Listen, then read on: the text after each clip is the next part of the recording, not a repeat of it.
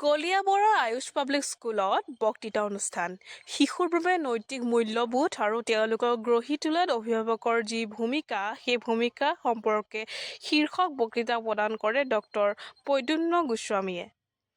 অনুষ্ঠানত মঞ্চৰ আসন শুৱনি কৰে কলিয়াবৰ উচ্চতৰ মাধ্যমিক বালিকা বিদ্যালয়ৰ অধ্যক্ষ সঞ্জীৱ হাজৰিকাই, জখলাবন্ধা গাঁও পঞ্চায়তৰ সভানেত্ৰী বৰ্ণালী মুক্তিয়াৰে।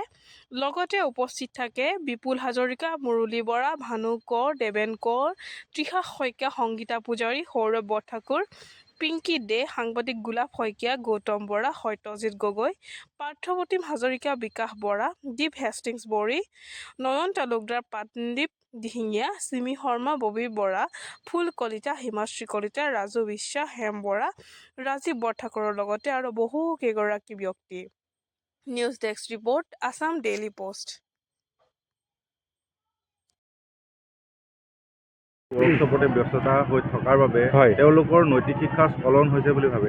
নহয়, মই এই কথাটো ভাষণ প্ৰসংগত কৈছোঁ যে আজিকালি আমি শিশুসকলক খুব বেছি ইমান প্ৰফেশ্যনেলি এংগেজ কৰি ৰাখোঁ। মোৰ সন্তানটোৱে নাচ জানিবই লাগিব, মোৰ সন্তানটোৱে নাটক কৰিব পাৰিবই লাগিব, মোৰ সন্তানটোৱে গান জানিবই লাগিব, মোৰ সন্তানটোৱে খেল জানিবই লাগিব, কিন্তু মোৰ সন্তানটোৱে পেহী এজনীক চিনি নাপায়, মোৰ সন্তানটোৱে মোমায়েকৰ ঘৰখনলৈ গৈয়ে পোৱা নাই, মোৰ সন্তানটোৱে মানে সেই ভাতৃত্ববোধটো নাজানে যে ঘৰৰ কাষৰ মানুহ এটাৰ যদি অসুখ এটা হৈছে মই ৰাতি দৌৰি গৈ তাক দুটা সহায় কৰিব লাগে।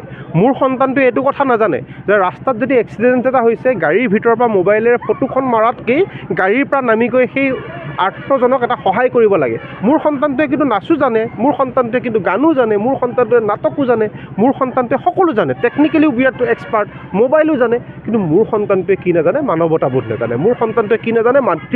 ভাতৃত্ববোধ নাজানে। মোৰ সন্তানটোৱে কি নাজানে? সমাজবাদ কি নাজানে।